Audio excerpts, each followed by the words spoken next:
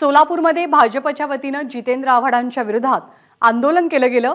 तसंच सोलापूरमधल्या डॉक्टर बाबासाहेब आंबेडकर चौकात भाजपच्या वतीनं निदर्शनं करण्यात आली।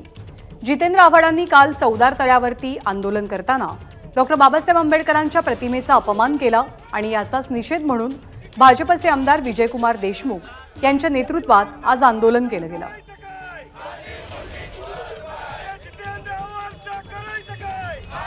या आंदोलनाचा आढावा घेतला आमचे प्रतिनिधी आफताब शेख यांनी। राष्ट्रवादी शरदचंद्र पवार गटाचे नेते जितेंद्र आव्हाड यांनी डॉक्टर बाबासाहेब आंबेडकरांच्या प्रतिमेचा जो अवमान केला त्याच्या विरोधात सोलापूरमध्ये महायुतीचे कार्यकर्ते सर्व एकत्रित आलेले आहेत आणि या ठिकाणी आपण बघता जितेंद्र आव्हाड यांच्या प्रतिमेला जोडे मारून जे आंदोलन या ठिकाणी केलं जातं सोलापुरातल्या डॉक्टर बाबासाहेब आंबेडकर चौकामध्ये आंदोलन होत असल्याचं आपल्याला पाहायला मिळतं। माझ्यासोबत भाजपचे आमदार विजयकुमार देशमुख आहेत, त्यांच्या नेतृत्वामध्ये आंदोलन सुरू आहे। देशमुख साहेब, काय नेमकी भूमिका आणि काय मागणी असणार आहे? शरद पवारचे गटाचे नेते जितेंद्र आव्हाड यांनी काल वाचाळप्रमाणे आपली जे कायम तो बोलत असतो या देशातल्या थोर व्यक्तींच्या विषयी, या देशाच्या घटनेच्या विषयी, या देशाच्या हिंदूंच्या विषयी, तसंच ती भूमिका काल त्यांनी पार पाडली।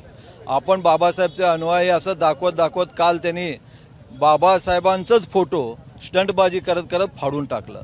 त्यांनीच नाही तर त्याच्यासोबत असलेल्यांनी सगळ्यांनीच फाडलं आणि जितेंद्र आव्हाड देशात किंवा ह्या राज्यामध्ये अराजकता माजवण्याचा सातत्यानं प्रयत्न करत आहे आणि म्हणून सरकारने ह्याचं त्वरित दखल घ्यावं, त्यांच्यावर ॲट्रॉसिटी करावं आणि त्यांना ताबडतोब अटक करून त्यांना योग्य ती कारवाई करून द्यावं। ॲट्रॉसिटी कायद्याप्रमाणे त्यांच्यावरती कारवाई करण्यात यावी अशी भूमिका जी आहे ती महायुतीचे कार्यकर्ते या ठिकाणी घेतात आणि आपण या ठिकाणी बघता जितेंद्र आव्हाड यांची प्रतिमा जी आहे ती या ठिकाणी फाडलेली आणि जोडे मारो आंदोलन जे आहे ते माजी पालकमंत्री विजयकुमार देशमुख यांच्या नेतृत्वामध्ये झालेल्या आंदोलनामध्ये महायुतीच्या कार्यकर्त्यांनी केलेली आहे आणि जितेंद्र आव्हाड यांच्यावरती कारवाई करण्याची मागणी जी आहे ती महायुतीच्या कार्यकर्त्यांच्या वतीने घेतली जाते। कॅमेरा पर्सन युगपागदीसह आफताब शेख, एबीपी माझा, सोलापूर। एबीपी माझा, उघडा डोळे बघा नीट।